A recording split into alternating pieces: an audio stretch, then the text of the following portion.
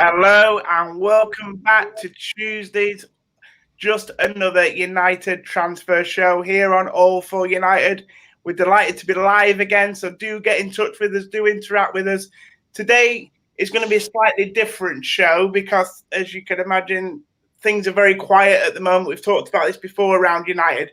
So we're going to look back at maybe Sunday's disappointing result, discuss that a little bit and look at where we need to go now as a squad in terms of improving for next season. I'm delighted to say today I'm joined by Hayder, who's usually with me. How are you, mate? Yeah, not too bad, thanks. I've recovered a little bit. I was very annoyed about the result, but now I'm good and I'm ready to talk about it and dissect it in a more calmer fashion than I did on my own podcast. Yeah, I think you always need that bit of breathing time. I wrote an analysis for someone just after it and it was very emotive. And looking back on it, I wish I'd have waited a bit longer, but you need to get these articles out straight away. James, you're with us again today, mate. Good to have you. How you doing? I'm very well, thanks. Really good to be on again. Cool. How are you feeling after Sunday, mate? I wasn't too angry in the first place. It's just like you say, you just got to give yourself time to calm down and really reflect on it. So not too bad given the circumstances. Yeah, definitely, mate. I agree with you. And I'm joined today for the first time by Mark, who's one of our contributors at All for United. Great to have you on, Mark. You've done a couple of other shows. Are you looking forward to doing this? Yeah, very much so. Thanks for having me on again. No worries, mate. Thanks for joining us. So like I said, at the top of the show, it's a frustrating summer at the moment. It's really quiet at United and there doesn't seem to be, a lot of talk apart from the odd red herring story here, sort of players that we're getting linked with, ridiculous names coming up.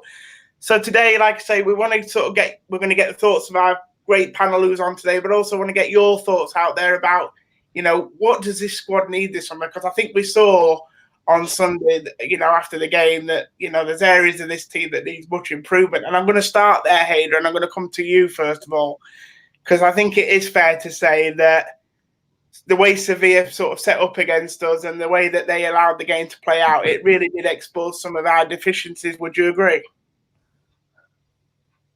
Yeah, absolutely. I think we all knew that Sevilla were going to come out, they were going to press high, and that was the key. That we have struggled against teams that press high up the pitch, and we've shown that we have a tendency to struggle a little bit when we play out the back, and that's something that we are obviously doing a lot, and that's what Ollie wants to do. But the game was definitely a reality check that we are still a long way back, far from where we need to be, and we played well enough. That's the point. I think when you think about the Jose result when we played Sevilla, that was an embarrassment. We were shocking. It was defensive. It was not the Man United way. But we definitely came out there and we created a lot of chances. But unfortunately for me, it was just the same old story of that lack of killer instinct in front of goal in the key moments. We've seen many times this season when the pressure is on United, when they, for example, Chelsea dropped points in the top 4 race earlier on in the season, we always slipped up.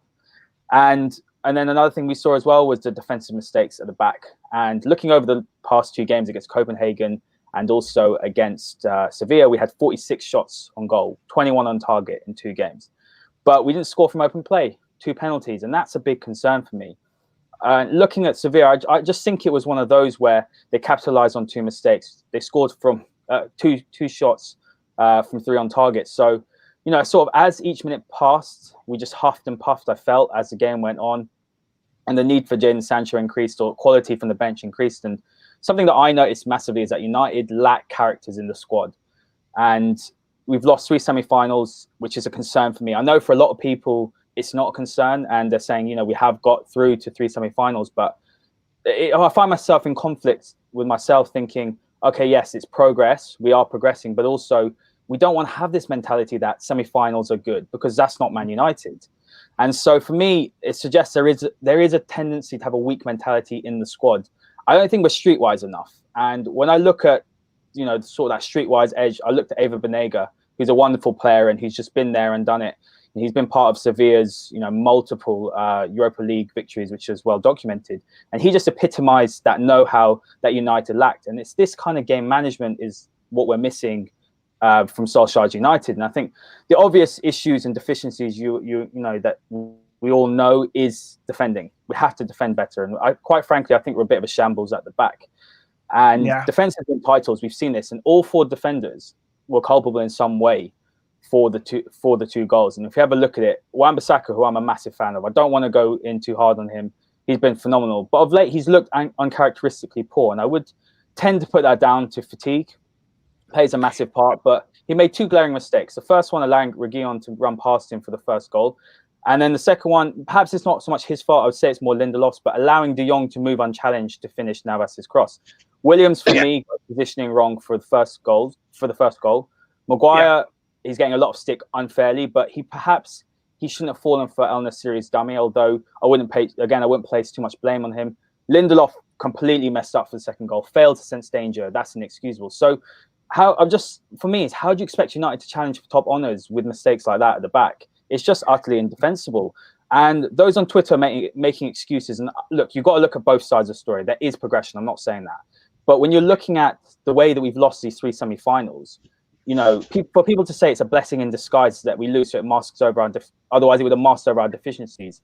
I think that's a massive part of the problem. This general lowering of standards that are so low now that we're making excuses for failure, and I just don't think we need to be doing that. So for me, the result was not okay. The result was not okay. It's the 3rd semi-final we've lost, and I don't want to, be one of those people that makes excuses, because we shouldn't be making excuses. At the end of the day, we had enough chances to win that game. So what we saw is clearly not enough quality off the bench. We know that we need a right winger, a midfielder that can, take the place of Pogba and Bruno, that can change the game. A Grealish, a Van der Beek, a Thiago, someone like that. A centre-back is essential. We've seen that. Lindelof and Maguire is just not working. Lapses in concentration is a problem. A left-back, for me, look, if Brandon Williams is your second choice left-back from the academy, that's fine. He's young, he's going to develop. But if you're trusting on him in the semi-final of a big European tie, you can't rely on him. He's not ready.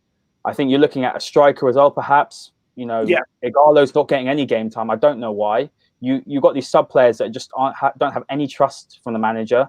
And for me, I'm looking over at Cavani. I know it's a lot of money, but having him come off the bench is a massive, massive plus for us in our squad. And then a defensive midfielder. I thought Fred had a great game, but we're deficient there as well. So I'm sure the other guys, have similar concerns as well. But for me, it wasn't okay that we lost the tie. We had to win it. And there is definitely progress, but Ollie needs to get backed. And I'm concerned now that we should have been putting a bid in straight away yesterday morning after that semi-final.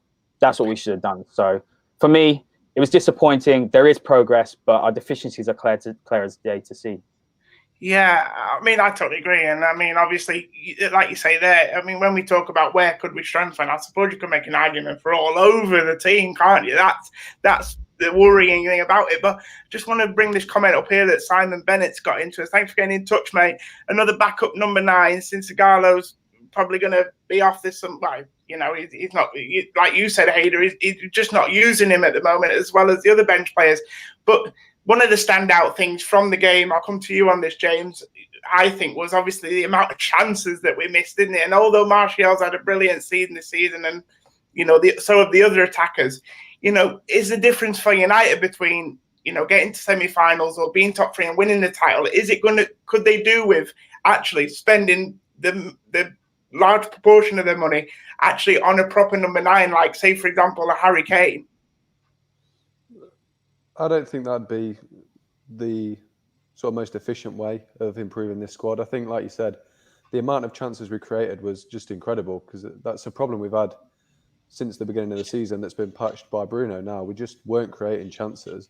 Now we're creating them. I think with such a young front line in such a big game, I think there was just 3 nervous players trying their hardest to score a goal, and it just wasn't paying off. So I think going forward isn't the thing that worries me. It's hard to say, because I think the defence has improved no end this season, but it's still not quite there. So you've obviously got to stick with Maguire. Wan-Bissaka's been consistent, but I'd agree with what Hader said. Recently, he seems to have dropped off a bit. I think Luke Shaw can do a job at left back.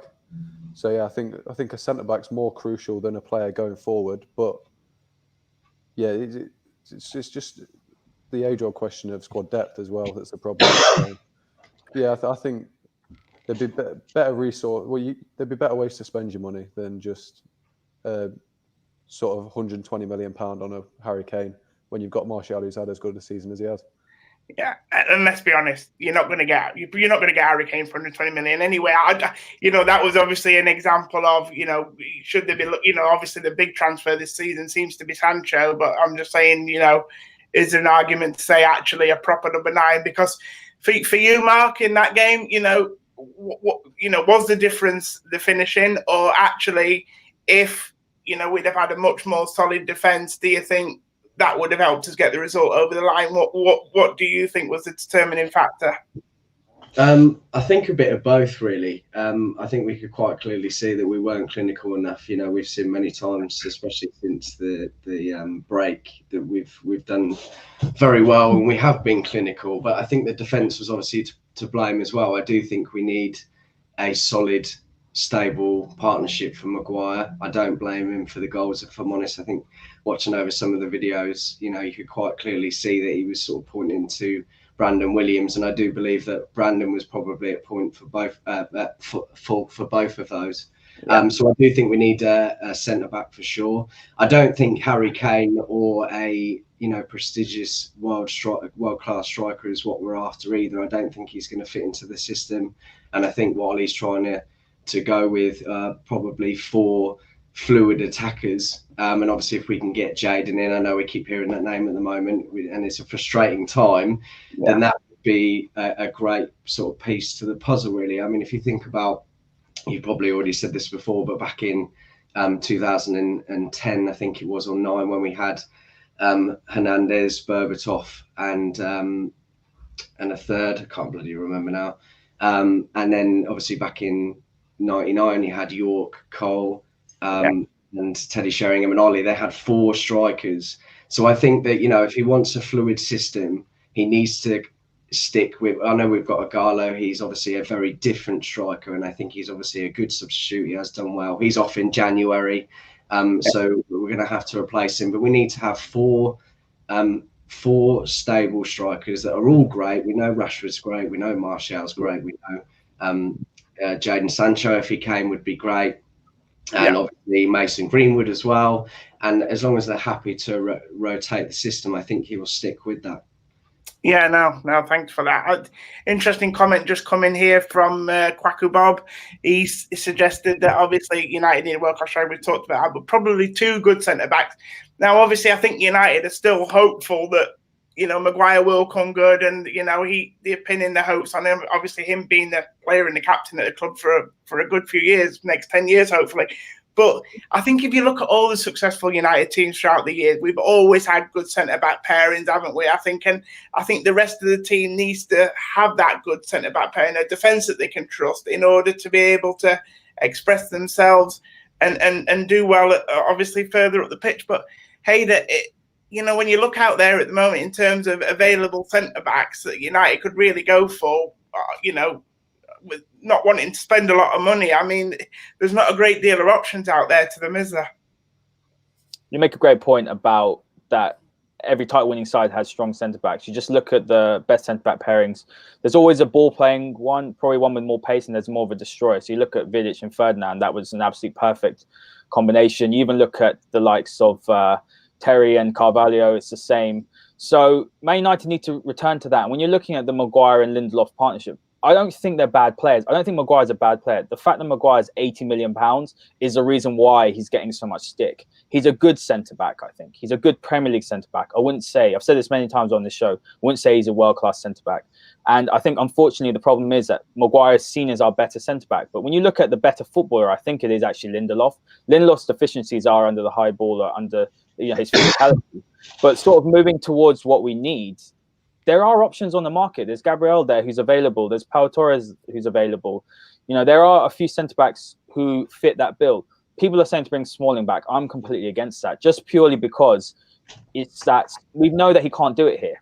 We've seen that he's suited to the Italian game, and it works with his physicality. He's a good defender, but he's not good playing out the back. So why people are thinking we should bring him back?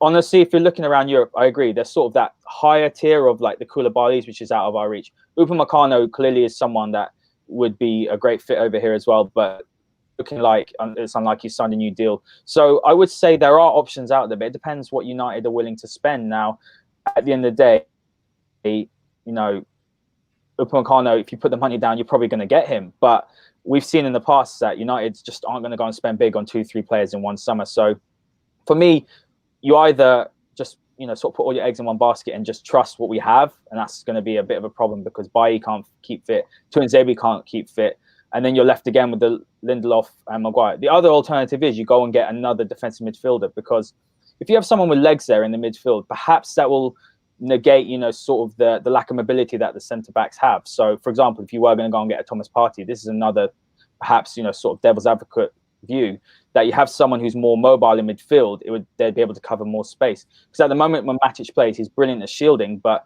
when there is a high press, he struggles, and then the centre backs are exposed. So there's a few ways you can look around it, but at the end of the day, I've said this many times, Gabriel's available. He's around between 20 to 30 million pounds. He can play out the back.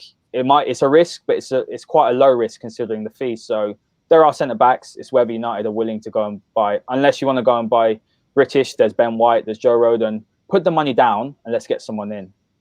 Yeah, no, mate. I mean, you make some obviously really good points there, and I think it's just really frustrating now. Like I said at the top of the show, there's been a lot of talk that United have obviously maybe been slow doing their business because we've obviously had this European campaign that they've wanted to get out of the way. Mark, I'll come to you on this. Now we're out of the Europa League. Do you think we can expect to see some movement in the transfer market, in the next couple of weeks? Because, next thing we're going to know, we're going to be sort of hitting into the start of the Premier League, and then what's going to be the excuse then? Yeah, I think we do need to start acting quickly. Obviously, we always have this frustration every summer, don't we? And there's always a bit of a drama when it comes to these things. I'm really hoping. I was talking to someone about it the other day, and I do want to believe that perhaps Ollie took a long time to make substitutions to kind of make the point that he needs extra players. We don't have a second team at all. He was quite happy to keep the first team out because they were playing great at times. And I'm hoping that maybe he's been clever about it and trying to just to say to the boards, we need to get people in. I don't think it's going to be very quick. I think a lot of people have been saying that we've been busy with Europa League and preparing for games and stuff. But Man City have been in the Champions League until recently themselves, and they've nearly got 3 deals over the line. So it does beg the question, what are we doing? But we've had this for summers now. I don't think that's going to change necessarily. But we do need to get at least 3 players. I think it's still going to take another 2 windows. We need to get sort of 3, 4, 5 players that can be, there for the rotation. And just for people that we can rely upon when we are in those moments, and we need to get someone to get goals or whatever that might be, Yeah, I take your point completely. And we've talked about this on the show before, haven't we, Ada? This idea that actually it's frustrating when we see how well Man City do their business and efficiently, and Chelsea and Liverpool, and to a certain extent people like that. And interesting to hear what Nick Lavin had to say. He sent a comment in saying Lindelof and Maguire have had great numbers this year, and actually there's a lot of stats out there to suggest that in terms of our defensive record it has been good. He also says that we just need to score, but I feel like our striker numbers are quite good as well. I mean, obviously, I think Rashford, Martial, Greenwood, I think it's something like 60-odd goals between the 3 of them, isn't it? So when you see that we've scored that many goals at the top end of the pitch, and then you see stats that suggest that our defense, our defensive numbers are quite good. What, where in the team is it going wrong? What do you think, James? Do you think these stats are misleading, or I don't know? Yeah, there's a case for the stats being misleading because the clean sheets and the big goal numbers are really coming in the games that don't really matter as much. I mean, we've got a brilliant record. So obviously, since Bruno's come in, we've got a brilliant record of playing teams in the league. But yeah, like you say, the big games that really matter, these semi-finals that we've had, they've just come unstuck a bit. And I think it's more mentality than anything. I think if it's going to sound a bit sort of pro-Glazer, but if the squad was left as it is, it'd hold its own next season, provided they can all stay fit. But yeah, it's more of a mentality thing, I feel. But yeah. I don't think you can improve this team without making drastic changes that some people won't want to make. I think your hands are a bit tired in that way. But it's like you say, James, it can hold its own, this squad. But going back to Hayden, this is not where we want to be in terms of holding our own. We don't want to be a club that can settle for, top three and semi-finals. And I think this is the thing. I think we've had such a positive end to the season. What we needed Woodward to do now is just go and be as ruthless as the team's been really since lockdown. Open that checkbook, obviously get these deals done over the line early and show some intent. I just pull this comment up here from Usman. He said, can we sign Sancho, Alaba, and indeed I don't know. I'll have a word, Usman. I'll see what we can do, mate, but can't make any promises on that. But, looking at, two names there, Sancho and Alaba, you can only imagine. We know how long it's taking for United to get the Sancho deal done. To get those sort of deals done, you just don't feel that United are capable of doing two big signings this year because it just takes too long. Don't you agree, Hayder? Yeah, the important thing is to also remember that Ollie's done his job, right? He had to get top four. He's done the bare minimum. So we had a terrible, sort of first half of the season, but he's done what he's got to do. So now it's over to Matt Judge and Ed Woodward. And the point is that this is not, I think people are starting to realise this is not necessarily a manager problem in Man United. We've seen, David Moyes was absolute rubbish, so let's not even talk about him. But the other two managers after that came with a huge pedigree. They'd won trophies wherever they'd gone. They were top managers, perhaps past their best. I'll admit that. But they weren't as bad as what was suggested. And you're starting to see that there's a pattern recurring that, we get into the Champions League and then money's not invested. Because you know why? Because there's not much difference for the Glazers, between fourth place and first place. There's not much money. So why would they want to invest? Because they're businessmen. They're not football people. And when you look at our team, our club and the structure of it, and you look at Bayern Munich, and I tweeted out the other day that Bayern Munich have football men in footballing positions. You look at their team, they got the likes of Kimmich, Goretzka, Lewandowski, Alphonso Davies, Serge Gnabry for under £60 million. That is a proper football club. That's proper business. That's how you run it. They're geared towards, they focus on their commercials, but they're geared towards winning on the pitch. Man United's ownership don't care about that. All they care about is the clicks when Sancho signs, let's say, for example, or when Sanchez signed, you've got millions of retweets. That's what they care about, because they're about money. They don't care about Man United FC. They care about, Man United PLC. That's what they care about. So at the end of the day, if people think, and perhaps I'm naive to think that, maybe this summer will be different, but if people think it will, just look at what history suggests. The problem isn't the managers at Man United. You can have doubts about Ollie. I've had discussions with people today on Twitter, and they think Ollie's, out of his depth. Well, he's shown in the big games he can set up a tactical plan. He can actually set teams up to beat the so-called bigger managers. He's done his part. But the problem is that at the end of the day, none of the managers have got the proper backing from above. So what makes it any different that it's going to happen now? I want to give the benefit of doubt, because I do think that Woodward does like Ollie. I do think he believes in what Ollie's doing. But at the end of the day, it's indefensible. He knows the list of players that he wanted. He knows what we need to do. And it's just so frustrating. We're the only team in for Jadon Sancho. We know what we got to pay. Just pay the money and move on. That's it. It's not difficult at all. But Ed Woodward, brings in the commercial deals, but he has no idea how to deal, on these football transfers and these transfer dealings. At the end of the day, I look over at Bayern and I'm so jealous of the way they run, because you know what? They went and destroyed Barcelona 8-2. They're a proper football club. They're just geared towards winning and success. And look, winning on the pitch, winning trophies, and also commercial success aren't mutually exclusive. They can go hand in hand. And eventually, what we're seeing, I went out the other day and I saw so many Man City shirts, so many Liverpool shirts on young kids. You never would have seen a Man City shirt, because they were invented about 10 years ago. So what I'm seeing is crazy, and give it another 10 years of no success. United are literally living off what Fergie did at the moment.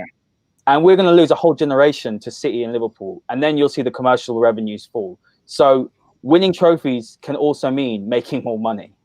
Yeah, and I think, it's a great point you make, Hayder, because you don't always need to be necessarily the richest club and also the, spending massive money on players. If you've got a model and a plan in place and you're ruthless about how you go about your business, you can be successful. I'm looking at some of the teams who have made the Champions League semi-final.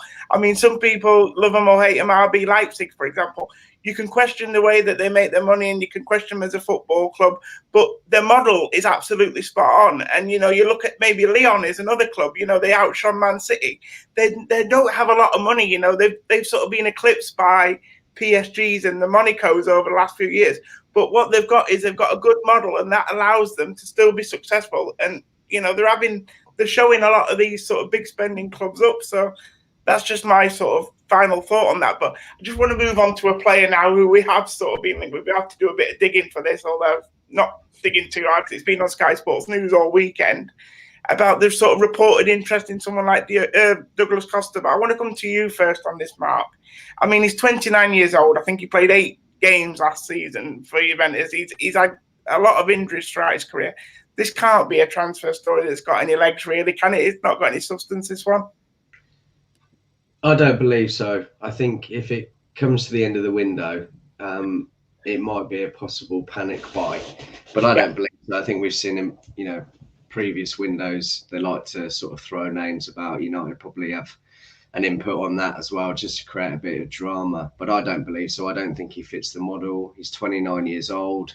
From what we understand or what I've read, Ollie's after younger players that are going to fit the mould, that will, be there for years to come. And I don't think that that's a quick fix at all. I also believe that, as we've seen before with Maguire, when we seem to turn our attention to someone else, then it kind of allows them to maybe negotiate a little bit and try and get something over the line. I don't believe it. I don't believe it. I mean, until something credible comes out to say that, then we'll have to see. Yeah, no, thank you. Ada, I'm going to come to you on this because obviously I had a bit of a chat with you off air yesterday, and I know you've done a couple of podcasts recently with some Juventus fans and people probably more connected to Juventus than we are. So I'm just interested to know what their take is on it. But I mean, if you ask me, it stinks of a sort of story that's been manufactured by agents and particular football clubs. Yeah, I did a podcast with Nicola Bellucci. He is a journalist for Calcio Mercato and Corriere dello Sport. So he's very well connected with Juventus and Serie A. And he did say to me that Douglas Costa is on a massive salary. And if you look at Juventus, they have a very similar situation to United, whereby they have a lot of perhaps older players, maybe not United's case, but they've got the likes of Phil Jones. But you look at Juventus, they've got namely Khedira, Higuain, Costa, either over 30 or hitting 30 on massive wages, and they just need to get them off the books because Juve need to sell before they can buy. So Costa's one of those. He's had a pretty average season. I wouldn't say, if you look throughout his career, he hasn't been prolific when it comes to goals and assists. He's actually a wonderful dribbler of the ball. If you'd said to me 3 years ago, Douglas Costa to United, I would have bitten your hand off. I think he would have been a great addition. But looking at him now, he's got he's had a few attitude problems as well. He'd be exactly against what Solskjaer is wanting to bring in terms of a profile of a player. When I spoke to Nicola Bellucci, he did say that that his representatives, like you said, his agents are the ones touting the interest to Man United. United aren't really interested. If they are interested, I believe that it's old interest from a couple of seasons back. And he's probably, if anything, he's probably like 4th on the list of options after Sancho, Coman, Dembele. And then I would say he'd be the last option. But as Mark said, it'd probably be just end of the window. We're scrambling around like amateurs, like we usually do, and then you're just going to see us go and bring him in on huge wages. And quite frankly, it's not the sort of signing I want to see United. But something I do want to say is that if there's anything that Bruno Fernandes's signing has showed us and shown the board and shown the management, it's that it takes just one quality addition to transform a football club. You look at, I'm not going to say Bruno's like Cantona, but when Cantona came in, he just changed United's history, to what it is today. He just took us to the next level. He brought in that winning mentality. And you've seen that with Bruno, that one quality signing has just lifted the whole club. So we shouldn't be signing players who, A, aren't better than what we have. This is what I think. People are saying we need to beef up the squad. I don't think so. We need to bring in players that can challenge for the first team, who are perhaps even better than the current first team, so that the players that are currently first team will be adequate replacements. Let's say for Luke Shaw, for example, it's done well, but if you bring in a better player like a Telles, for example. I saw we were linked with Sandro. Again, that's agents talk. I spoke to a Juventus fan today, and he said to me that it'd be a massive mistake for United to sign both Sandro and Costa because they're both past it and attitude problems. And then the second thing, B, I'd say we shouldn't be signing players that don't have the potential to be a good United player. So when I look at, for example, let's say David Brooks from Bournemouth, I think he's a good player. I think he's got some talent. Injury problems he's had, but he'd be the sort of player I'd be happy to see come in because he's young. He's got some talent. He's got potential. He can grow and he can improve. So that's the sort of two profiles I want to see. I want to see players coming in that are, have that quality that can take that first team spot, or I want to see them young, talented, and I want to be able to see them grow and become very good players. So for me, it's a nothing rumor. What did I say about Sky Sports on my first ever show? They're about as reliable as the chocolate teapot. So they're just saying it to drum up interest. They want people to bet on these things, but they don't have money to spend, so they put most of the squad up for sale to raise funds. So we shouldn't even be entertaining anything. The only player I'd be saying yes to, if we did, it's not going to happen, would be Paulo Dybala and Cristiano Ronaldo, and it's not going to happen. So, yeah, fair enough. No, I mean, obviously, world-class players, but yeah, but it's interesting you say there that that's the profile they should be looking at, either a player who comes in and adds quality straight away, or a player that's got the ability to sort of have the potential to come through and be a star of the future. And to be fair to Ollie, his signings have kind of done that since he's come into the club.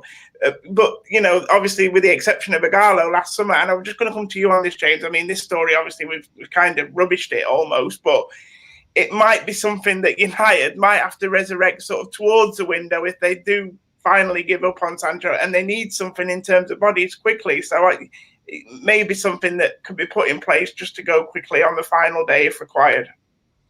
Yeah, I think if that does happen, it's going to be a sad day for the club, because Douglas Costa just reeks of the sort of player he's going to be a good signing if you want to get top 4 every year, but he's not the player that you need to get you to the level that we want to be. I mean, would you say he's consistently better than anyone in our front line? I wouldn't. No. So he's not going to improve us. He's going to add a bit of depth, but I think he'll be one of those players. I think there's a lot of players at United at the minute that are good. They'd get us top 4, but I think because we've got loyalties to them, we can't see that they're really not good enough for the size of the club that we have. And I could go on forever about the list of names, but even in the starting 11 that we're relatively happy with, you compare it to the sort of levels of 07, 08 that we want to be at, not one single player we've got gets into that squad, and that just says it all. So it takes us even further away from what Manchester United are all about. No, I agree. I think in terms of transfers, it'd be a bit of a step back. A comment here from Joshy VDB, David Alaba rumours. I mean, we've done David Alaba before on the show. I just think that seems like a kind of story that's getting manufactured because he's ready for a new contract at Bayern. I don't know. It makes too much sense. It makes too much sense. He's a top player.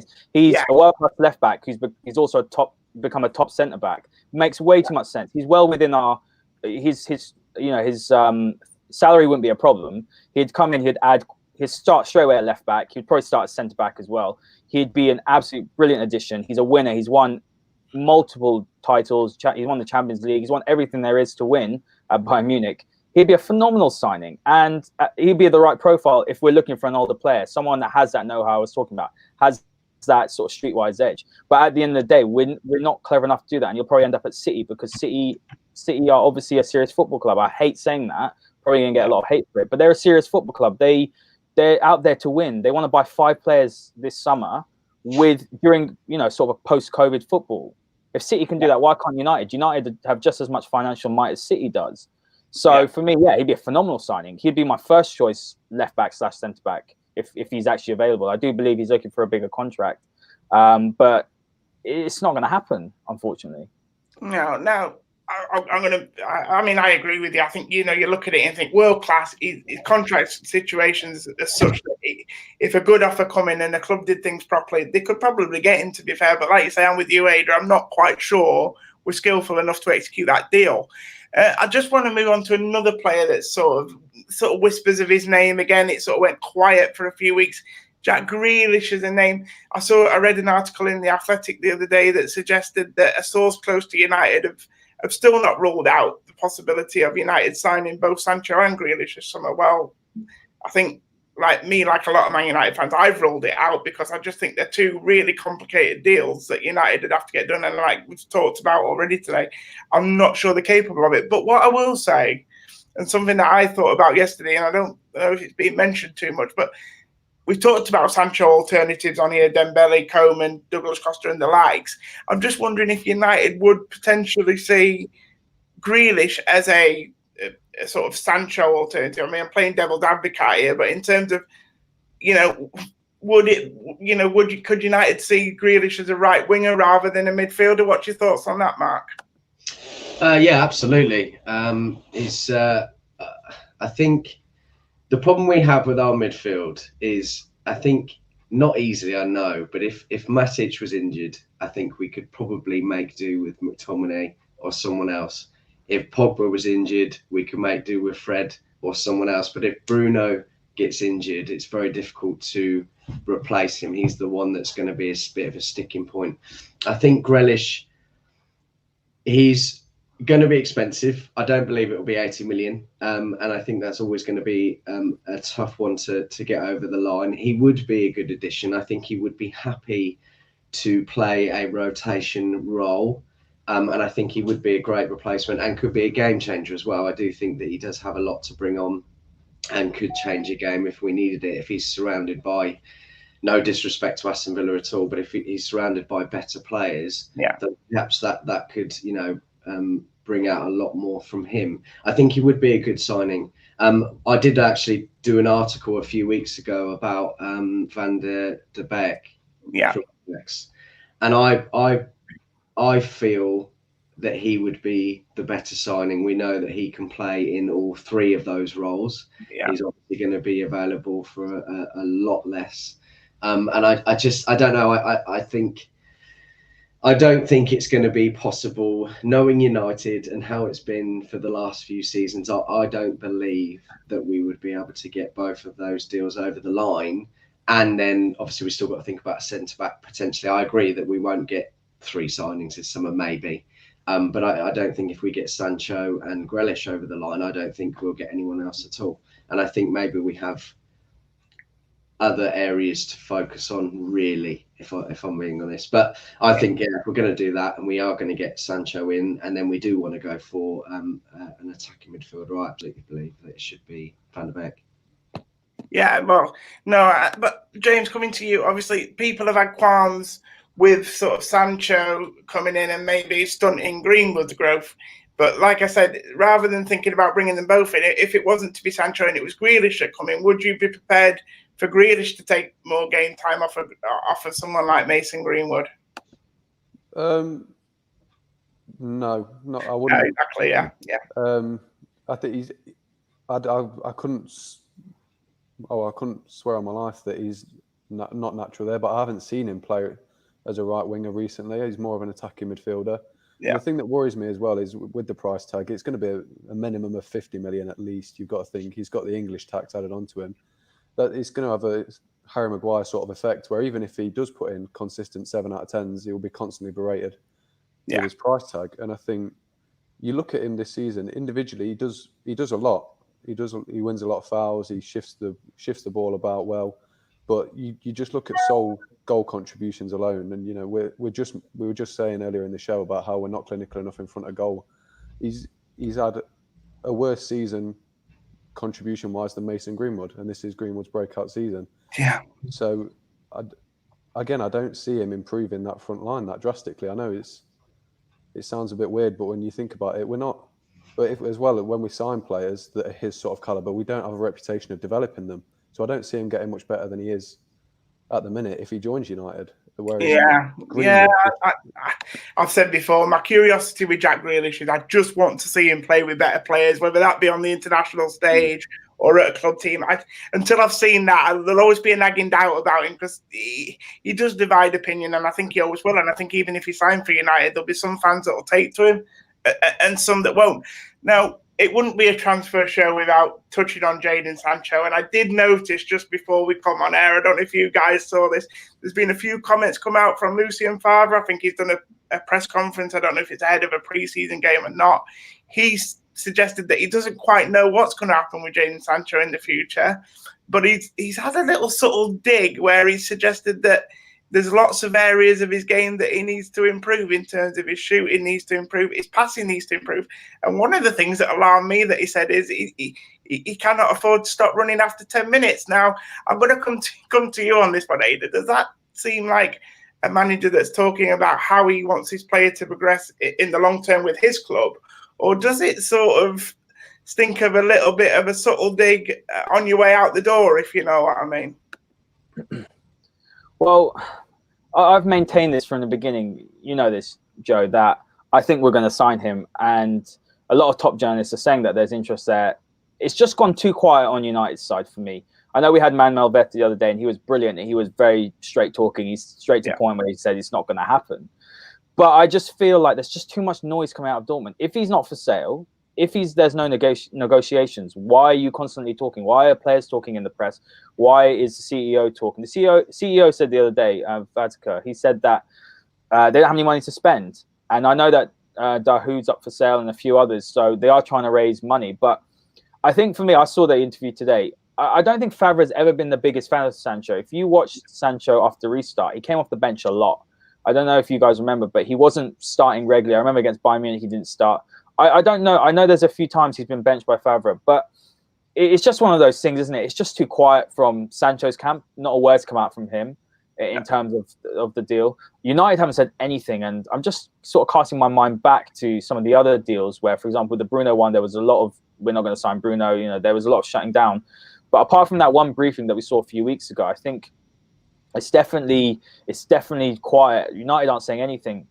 Look, Ollie's made it clear even after the game. He said we need quality.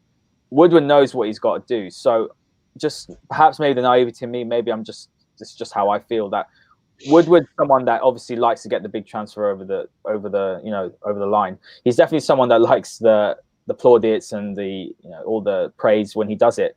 I just can't see him not getting this done. But if it's a financial package issue, which it sounds like, then that's the only thing that's going to stop it. But I did see that. I just think it's too quiet on that front. But sort of going on as well to the Grealish conversation, because I do want to add my 2 cents worth on that. Yeah. I don't think we should even be thinking as an alternative to Sancho just because he's not a right winger. He hasn't played right wing. So it's that case of square pegs, round holes, which we've seen for years. Yeah. We saw for years that we had Ashley Young and Valencia playing at fullbacks.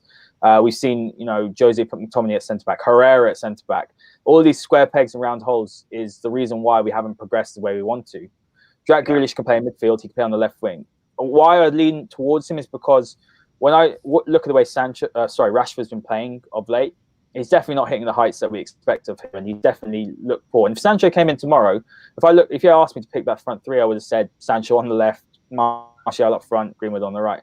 That's how poor Rashford's been. But the option as well with Grealish, and I love Van der Beek. I think when you look at the price tag, it's logical to bring someone of his quality, and he's played at Champions League, he's played at the highest level, he's a phenomenal player, great pass the ball, he breaks the line really well, he's got great vision. Martial would have a field day with him playing, but looking at Grealish, he can also play on the left wing, and I'm just not the biggest fan of Dan James right now. He gets a lot of hate, a lot of it undeserved, but he's definitely someone that needs probably a loan and regular game time. If you're bringing James on for Rashford, that's such a big drop in quality, even if Rashford's playing poorly.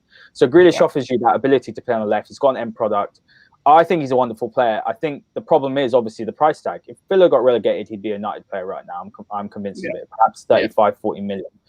He carries the ball brilliantly. He's a progressive carrier. And when you look at the way United struggle when teams press, playing him perhaps a bit deeper, he would where Pogba plays. I'm not saying playing instead of Pogba, just giving an example. He'd really helped. He's the most foul player in the league. He'd really helped to slow the game down, allow us to get a hold of possession and then to play. So I'm a big fan of him. I just think that people that don't like him, one, because he's not he's not called, I don't know, Van der Beek. He's not someone that's foreign. So he's a British player. And also on top of that, the price tag's so high and people are saying he's not worth it. He's not worth 80 million, but he'd be a really, really good signing. He's British as well. And I think you still got to have a British core in the club. That doesn't mean you don't go and buy the likes of Bruno and, for example, other foreign players, but you still got to have a British contingency at the club because that's what United's always had. So for me, I think Sancho, I'm just going to put my neck out. I said this the other day. I don't know, maybe I'll speak to a few journalists next week on my own podcast. Maybe my view will change, but I think it's 75% likely still to happen. It's just too quiet. And I think United know that if they don't make the Sancho deal, then it's going to cause so many issues with Pogba's contract and other issues as well. Yeah, no, thanks, Hayden. Cheers, and I'll be interested to obviously hear what you hear from these guys. I mean, it's the story that's dominating. Mark, you're the newbie, so I'm going to finish for you nice and quickly, mate. We've also heard sort of yesterday or today, I'm not quite sure, I'm losing track of days, about Dortmund making some loss of 45 million pounds. I mean, obviously these figures have to be released, but it's probably not the time they wanted them to come out, to be honest, is it? No, probably not the best time. I mean, if they are true, then why not buy off United's hand and sell him to United, Sancho, sorry. it would be a good opportunity for those to do that. But we don't know what truly goes on. We don't know. Yeah. You know, it's going to be a whirlwind few weeks. I agree with Hader. Actually, I do believe that from what I've seen, obviously I don't know, that we will get it over the line. I think that there will be a lot of animosity if Woodward doesn't get it sorted and done. It has gone a little quiet. Yeah. And you know, from track record, we've seen before when it goes a little quiet, then something comes out of the woodwork. So hopefully, I think it's a must really, and hopefully we'll see that in the next few weeks. Yeah, I agree. Maybe not try and read too much into these numbers from Dortmund, because we've had two very respectable Bundesliga journalists on this show, and both of them, to be fair to them, Hader, have both suggested to us, haven't they, that Dortmund are, you know, they're fine in terms of money and financially. Everyone's going to be. We've made a loss as well, I believe. Yeah, We've also been heavily. So I wouldn't look much into that. But what I would say is that, you know, obviously Dortmund have a price and they're in negotiations with us. It's just too much talking in the press. It's like it's overcompensating, isn't it? Well, if he's not for sale, then why are you telling us every week he's not for sale? So exactly, and I think, well, we talk about Sancho all the time, so probably no better place to end than that, guys. Thank you so much for the three of you that are on today. Hader, James, Mark, you've all been fantastic. Thanks for coming on, guys. Cheers, mate. Cheers. And to everybody else out there, we've had some brilliant comments. If I haven't had a chance to get through them all, I do apologise for that. I tried to get the ones up that we've been chatting about. Keep them coming in. We love going live now. It's great to get some interaction with you guys. If you're new to the channel and you're watching for the first time, don't forget to give the video a like, give us a subscribe. I say it all the time. Plenty of brilliant content on this show. You know, we've got a new show coming up tomorrow, I think, with Rusty, which will be so much fun. We've had the Twaman show today that goes up every Tuesday. That's brilliant. And obviously the football season's probably finished now for a couple of weeks, but when we get going again, we're going to have all the match day mornings, all the reaction videos and the breakdown and banter that Usman does. So like I say, get subscribing to the channel, well worth it. And we'll see you on Thursday when we have the next All for United transfer show. Cheers, guys. So.